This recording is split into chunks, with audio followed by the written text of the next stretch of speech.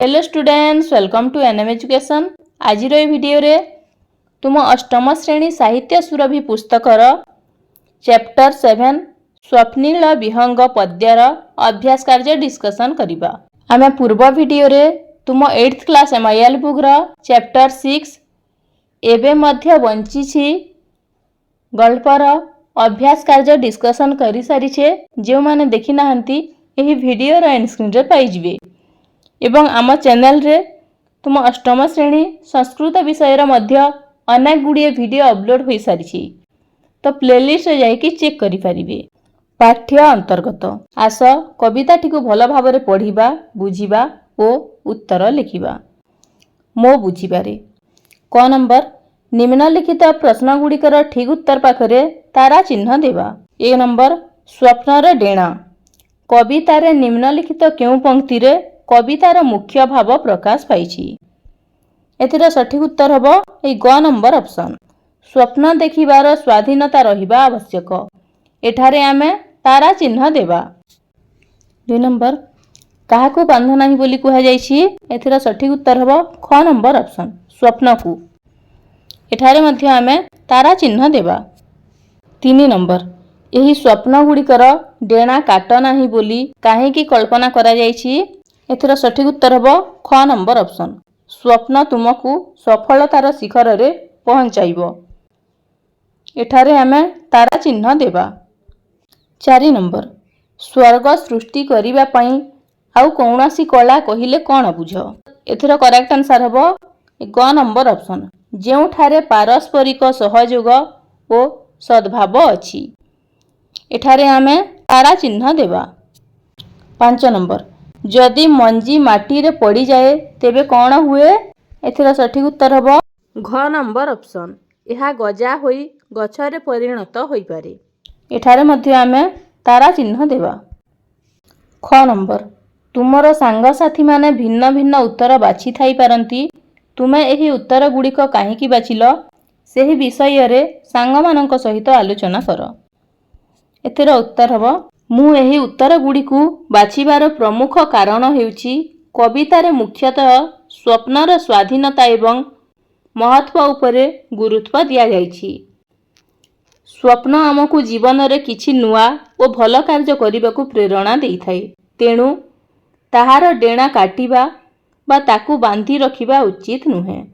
मोर सांग माने कवितार भावार्थ को निज निज दृष्टिकोण रु बुझिथिबे, सेथिपई सेमानक उत्तर मोठारु भिन्न होई पारे। कवितार पद गुड़ी को आलोचना करिबा। कवितारु किछि पद बा पंक्ति दिया जाइछि, सेगुड़ी को भल भावे पढ़िबा चिंता करिबा ओ कोन बुझिल सांग साथी मानक सहित आलोचना करी लिखिबा। क नंबर सुगंध सिना विचुरित हुए फेरी आसे कोन धरणी रे मंजी बुणा जाए माटीर बुकुरे ताहा कि गगने उड़ी पारे। एथिर उत्तर हबो पदटी कवयित्री महादेवी वर्मांक कविता मत बांधो कविता छाया रे रचित स्वप्निल विहंग कवितार अंश विशेष। फुलार सुगंध चतुर्दिगरे प्रसारित हेला परे ताहा पुनश्च फेरी आसे नाही। सेही परि मंजी को माटी रे बुणा जाए ओ ताहा अंकुरित होई वृक्ष रे परिणत हुए। एहा केबे हेले आकाश रे उड़ी पारे नाही। एही दृष्टांत द्वारा कवि बुझाइबाकू चाहुछंती जे प्रकृतिर प्रत्येक वस्तुर निजस्व नियम और स्थान अछि। सेही नियम को बदलाइबा बा ताहाकू बांधी रखिबा संभव नुहे। तेणु प्रत्येक मनुष्य को स्वाभाविक स्वाधीनता सह जीवन बिताइबाकू छाड़ी देबा उचित। काहाकू बांधी रखिबा उचित नुहे। ख नंबर मुक्त गगन रे बुलिबाकू दियो फेरी आसु तारा जह्न छुई मेघरु रंग किरणु आलोक आनिब निश्चय ए धराकू।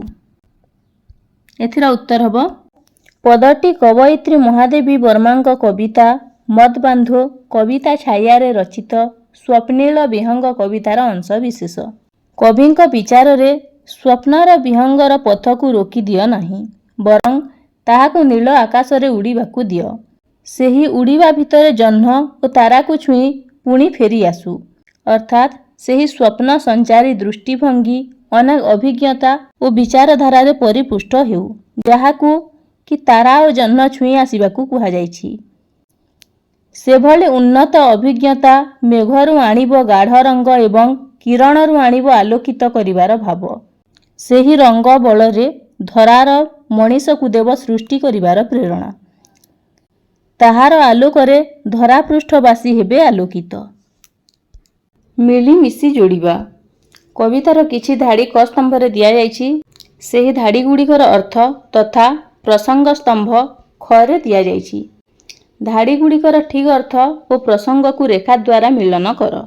1 ନମ୍ବର, ସ୍ୱପ୍ନର ଡେଣା କାଟ ନାହିଁ କେବେ, ଗତି ରୋକ ନାହିଁ ଜୀବନରେ। ଏଇଟା କ'ଣ ହେବ? ଏଇଟା ହେବ ଏଇ 3 ନମ୍ବର ଅପସନ୍। ପକ୍ଷୀର ଡେଣା କାଟିଦେଲେ ସେ ଉଡ଼ିପାରେ ନାହିଁ। ସେହିପରି ସ୍ୱପ୍ନରେ ବାଧା ସୃଷ୍ଟି କଲେ ତାହାର କଳ୍ପନା ଓ ସମ୍ଭାବନା ନଷ୍ଟ ହୋଇଯିବ। ନେକ୍ସଟ ଅଛି, ଉଭୟର ସ୍ଥିତି ସ୍ୱପ୍ନରେ ଭାସି ଉଡ଼ି ଆସେ ଆଖି ଭିତରକୁ। ଏଇଟା ହେବ ଏଇ 5 ନମ୍ବର ଅପସନ୍। ସ୍ୱପ୍ନର ଉଡ଼ାଣ ଓ ଅବତରଣର 2 ବୈଶିଷ୍ଟ୍ୟ ସ୍ୱାଧୀନ ଭାବେ ସ୍ୱପ୍ନ ଭିତରେ ଜନ୍ମ ନେଇଥାଏ। କଳ୍ପନାର ଦୃଷ୍ଟି ମଧ୍ୟରେ ଏହାର ଅବସ୍ଥିତି। ନେକ୍ସଟ ଅଛି, ଆରୋହଣ ତାର ରୋକ ନାହିଁ, ଅବରୋହଣକୁ ବାନ୍ଧ ନାହିଁ। ଏଇଟା ହେବ ଏଇ 1 ନମ୍ବର ଅପସନ୍।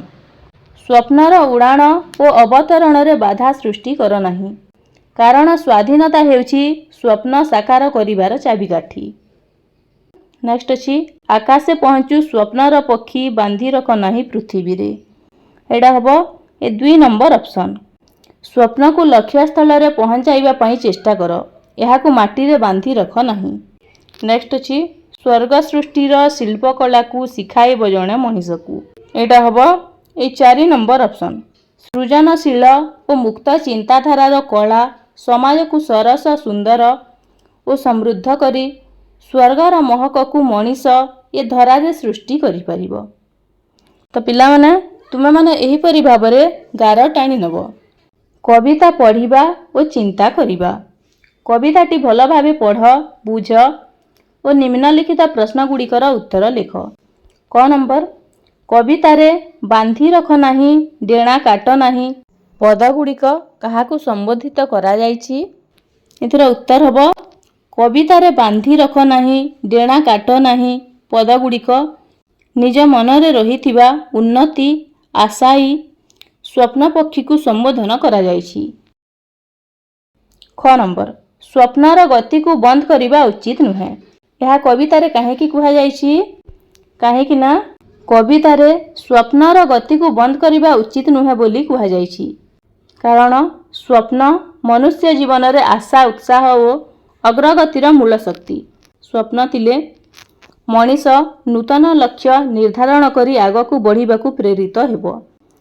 ଯଦି ସ୍ୱପ୍ନକୁ ରୋକାଯାଏ, ତେବେ ଜୀବନ ନିରୁତ୍ସାହ ଓ ନିର୍ଜୀବ ହୋଇଯାଏ। ସ୍ୱପ୍ନ ମନୁଷ୍ୟକୁ ଉଚ୍ଚ ସ୍ଥାନରେ ପହଞ୍ଚିବାକୁ ଆତ୍ମବିଶ୍ୱାସ ଭରି ଦେଇଥାଏ ଓ ସଫଳତାର ପଥରେ ପରିଚାଳିତ ହେବାକୁ ଉତ୍ସାହିତ କରେ। କ ନମ୍ବର, ସ୍ୱପ୍ନକୁ ଦର୍ଶାଇବା ପାଇଁ କବିତାରେ ସୁଗନ୍ଧ, ମଞ୍ଜି, ଧୂଆଁ, ଆଲୋକ ପରି ଶବ୍ଦଗୁଡ଼ିକର ବ୍ୟବହାର କରାଯାଇଛି। ସ୍ୱପ୍ନକୁ ସାକାର କରିବା ପାଇଁ କବିତାରେ କେଉଁ ଶବ୍ଦ ବ୍ୟବହାର କରାଯାଇଛି?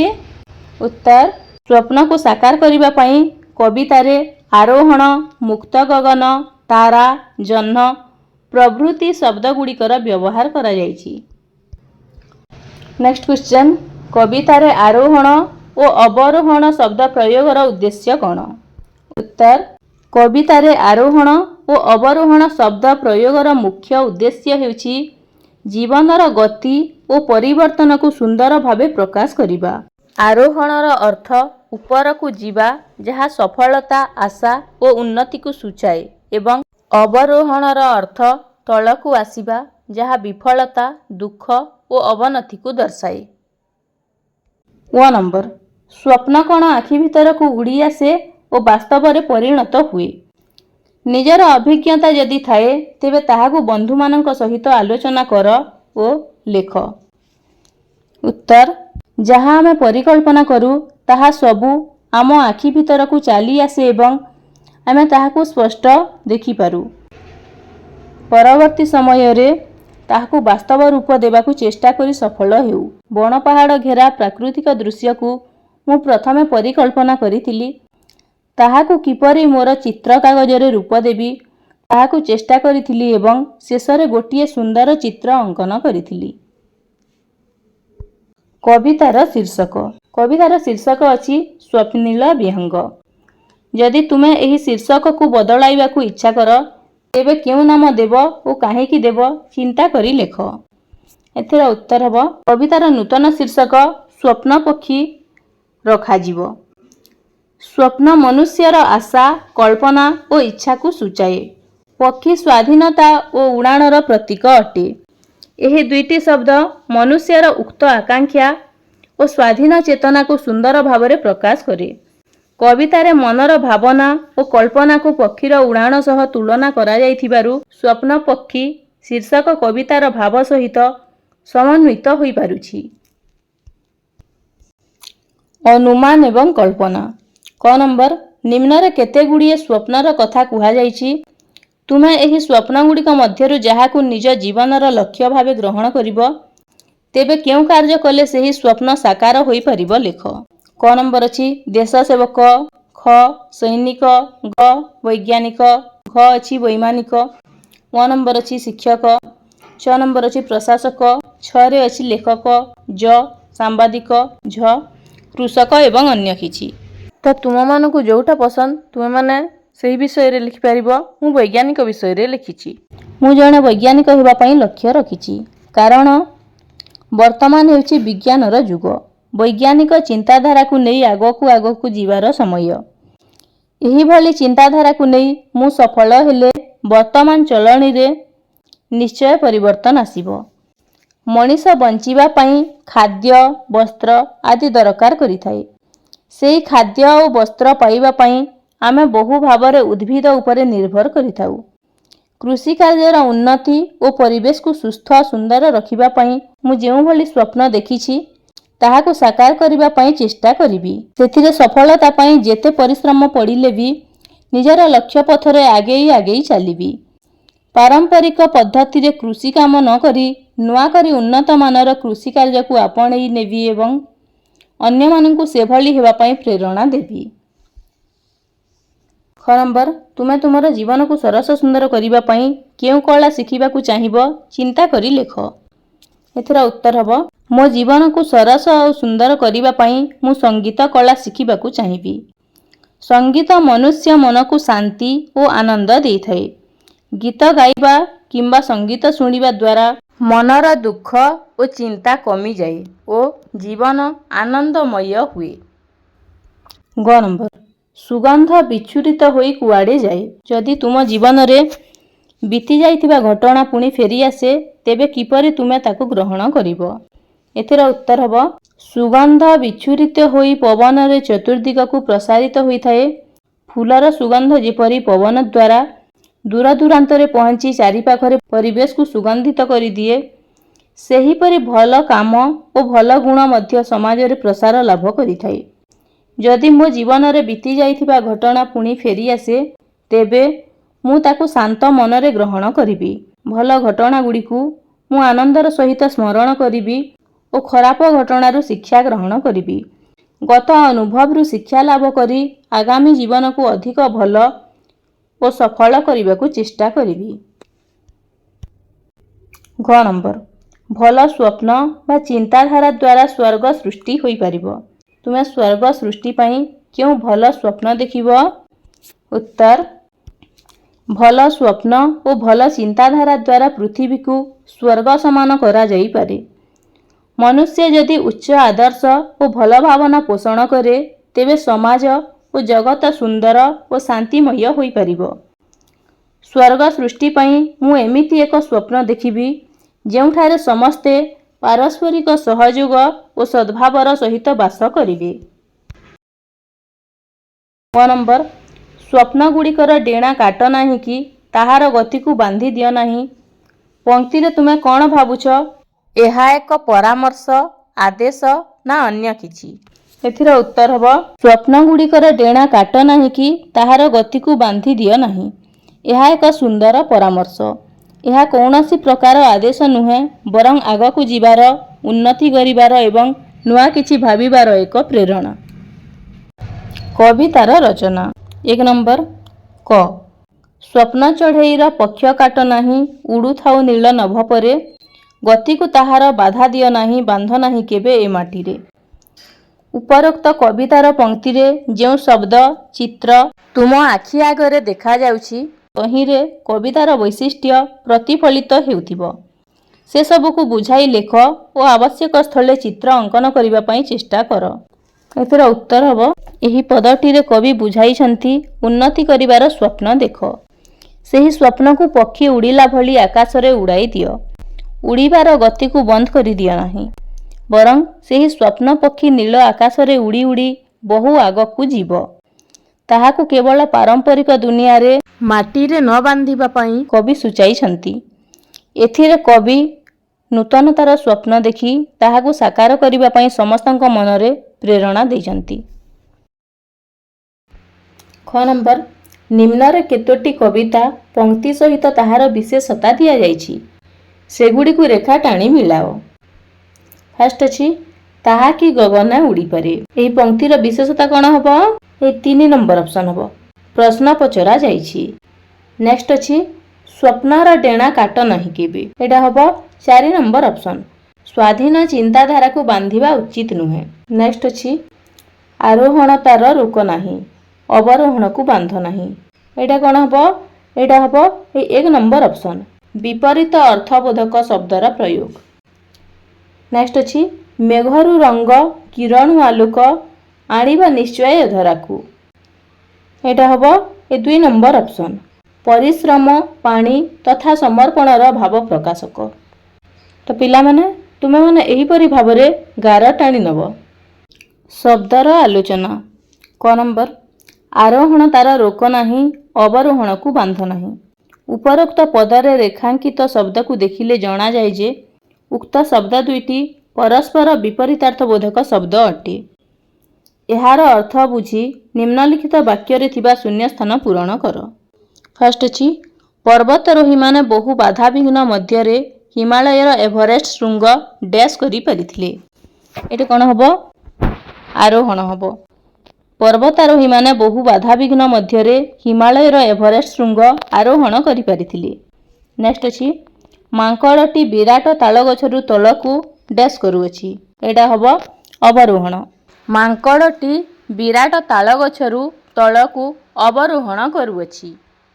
ଖ ନମ୍ବର, ଆଣିବ ନିଶ୍ଚୟ ଏ ଧରାକୁ ଫେରି ଆସେ କ'ଣ ଧରଣୀରେ। ଉପରୋକ୍ତ ପଦରେ ରେଖାଙ୍କିତ ଧରା ଓ ଧରଣୀ ଶବ୍ଦ ସମାନ ଅର୍ଥବୋଧକ ଶବ୍ଦ ଅଟେ। ସେହିପରି କବିତାରେ ସମାନ ଅର୍ଥବୋଧକ ଶବ୍ଦ ଥିବା ପଂକ୍ତିଗୁଡ଼ିକୁ ପଢ଼ ଓ ଲେଖ। ତାହେଲେ ଏଥିର ଉତ୍ତର ହେବ, ଫାଷ୍ଟ ହେବ, ଉଡ଼ୁଥାଉ ନୀଳ ନଭ ପରେ, ଧୂଆଁ ଉଠିଥାଏ ଆକାଶକୁ। ଏବଂ 2 ନମ୍ବର ହେବ, ନିଆଁ ସିନା ଜଳେ ବସୁନ୍ଧରା ପରେ, ବାନ୍ଧି ରଖ ନାହିଁ ପୃଥିବୀରେ। ଗ ନମ୍ବର, କବିତା ପଂକ୍ତିରେ ଥିବା ବାନ୍ଧିବା ଓ ରୋକିବା ବ୍ୟବହୃତ ହୋଇଛି। ସେହିପରି କବିତାରେ ବ୍ୟବହୃତ କ୍ରିୟାପଦ ଗୁଡ଼ିକୁ ଲେଖ। ତାହେଲେ କ'ଣ କ'ଣ ହେବ କ୍ରିୟାପଦ? କାଟିବା, ଉଡ଼ିବା, ଉଠିବା, ବୁଲିବା, ଫେରିବା, ଆଣିବା ଓ ଶିଖାଇବା। ଘ ନମ୍ବର, ନିମ୍ନଲିଖିତ ଶବ୍ଦକୁ ନେଇ ବାକ୍ୟ ଗଠନ କର। ସୁଗନ୍ଧ। ଏହାର ବାକ୍ୟ ଗଠନ କଲେ କ'ଣ ହେବ? ପୁଷ୍ପର ସୁଗନ୍ଧ ମୋତେ ଭାରି ଭଲ ଲାଗେ। ନେକ୍ସଟ ଅଛି ମୁକ୍ତ। ଏହାର ହେବ, ମୁକ୍ତ ଆକାଶରେ ଉଡ଼ୁଥିବା ବିହଙ୍ଗକୁ ପିଞ୍ଜରାରେ ବନ୍ଦ କର ନାହିଁ। ଡେଣାର ହେବ, ପକ୍ଷୀମାନେ ଡେଣା ହଲାଇ ଉଡ଼ି ଉଡ଼ି ଯାଉଛନ୍ତି। ଗତିର ହେବ, ବର୍ଷା ଦିନ ନଦୀ ସ୍ରୋତରେ ଗତି ପ୍ରବଳ ହୋଇଥାଏ। ବିକାଶ। ଏହାକୁ ବାକ୍ୟ ଗଠନ କଲେ ହେବ, ଶିଶୁମାନଙ୍କର ବିକାଶରେ ଦେଶ ଓ ଜାତିର ବିକାଶ ହୋଇଥାଏ। କାଳ ସମୟ ବିଚାର। ସୁଗନ୍ଧ ସିନା ବିଚ୍ଛୁରିତ ହୁଏ। ଉପରୋକ୍ତ ପଂକ୍ତିକୁ ଧ୍ୟାନ ସହକାରେ ପଢ଼ିଲେ ଏହାର କ୍ରିୟା ବିଚ୍ଛୁରିତ ହୁଏରୁ ଜଣାଯାଏ ଯେ ଏହା ବର୍ତ୍ତମାନ କାଳକୁ ବୁଝାଉଛି। ଏହାର ଅତୀତ କାଳ ଓ ଭବିଷ୍ୟତ କାଳରେ ଲେଖିଲେ ହେବ, ଅତୀତ କାଳ ହେବ ସୁଗନ୍ଧ ବିଚ୍ଛୁରିତ ହୋଇଗଲା, ଭବିଷ୍ୟତ କାଳ ହେବ ସୁଗନ୍ଧ ବିଚ୍ଛୁରିତ ହୋଇଯିବ। କବିତାରେ ବର୍ତ୍ତମାନ କାଳରେ ଲେଖାଯାଇଥିବା ପଂକ୍ତିକୁ ଅତୀତ ଓ ଭବିଷ୍ୟତ କାଳରେ ଲେଖ। ବର୍ତ୍ତମାନ କାଳ ହେବ, ମଞ୍ଜି ବୁଣାଯାଏ, ଅତୀତ କାଳ ହେବ ମଞ୍ଜି ବୁଣା ଗଲା। ଭବିଷ୍ୟତ କାଳ ହେବ ମଞ୍ଜି ବୁଣା ହେବ। ନେକ୍ସଟ ହେବ ବର୍ତ୍ତମାନ କାଳ ନିଆଁ ଜଳେ। ଅତୀତ କାଳ ହେବ ନିଆଁ ଜଳାଗଲା। ଭବିଷ୍ୟତ କାଳ ହେବ ନିଆଁ ଜଳା ହେବ। 3 ନମ୍ବର ହେବ ବର୍ତ୍ତମାନ କାଳ ହେବ ନୀଳ ନଭରେ ଉଡ଼ୁଥାଏ। ଅତୀତ କାଳ ହେବ ନୀଳ ନଭରେ ଉଡ଼ୁଥିଲା। ଭବିଷ୍ୟତ କାଳ ହେବ ନୀଳ ନଭରେ ଉଡ଼ୁଥିବ।